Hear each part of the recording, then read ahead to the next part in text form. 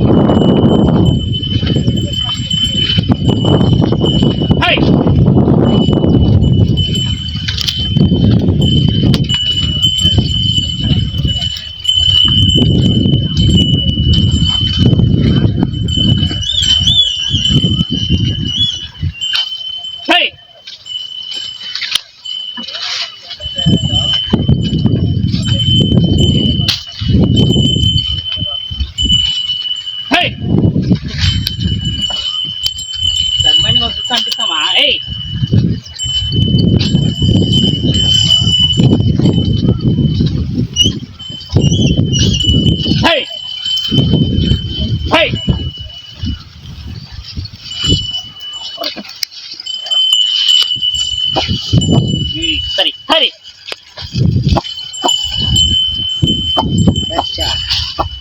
ఇదే ఉండేదా సరే సరే సరే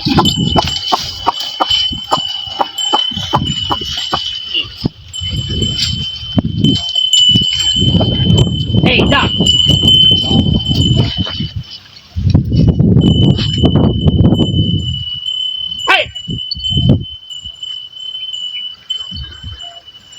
విశ్రామం పట్టు కదా కొంచెం తిరిగి అక్కడ అయితే ఓపింది. ఓహో అది గంట